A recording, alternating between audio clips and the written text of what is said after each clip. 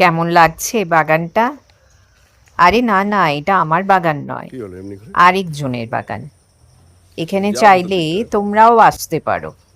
এই বাগান বাড়িটার নাম হচ্ছে গুলমোহর। প্রায় 14 একর জমির উপরে এই বাড়ি। আর এর ওনার হচ্ছে শেখর বোস। ওনার বাড়ি পাশেই। আর এর মধ্যেই হোমস্টে, যেখানে অনলাইন বুকিং করে আসা যায়। এই জায়গাটার মধ্যে সুন্দর সাজানো গোছানো বাগান, মন্দির, ছোট্ট পুকুর, এমনকি জঙ্গলও আছে। জঙ্গল কিন্তু পায়ে হেঁটেই ঘুরে দেখা যায়। এখানে কিন্তু মাত্র 4টে রুমই আছে। 3-4টে ফ্যামিলি মিলে এসে এখানে বাড়ির মতন করে থাকা যায়। রুমগুলো যথেষ্ট বড়। আচ্ছা, এবার বলি, এই বাগান বাড়িটা বা গেস্ট হাউস বা হোমস্টে এটা কোথায়? এইটা হচ্ছে ম্যাকক্লেস্কিগঞ্জে, ঝাড়খণ্ডের রাঁচির থেকে প্রায় 55 কিলোমিটার দূরে।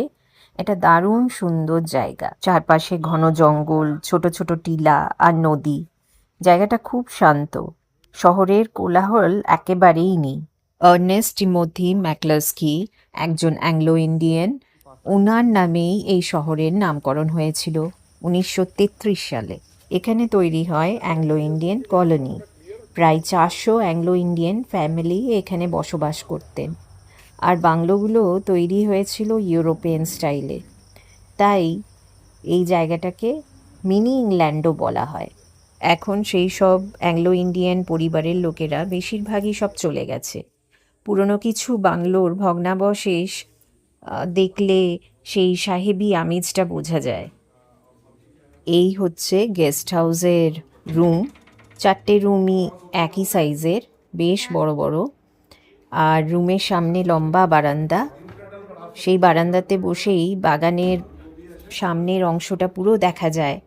আর অনেক গাছপালা আছে বলে প্রচুর পাখিও আসে সেখানে।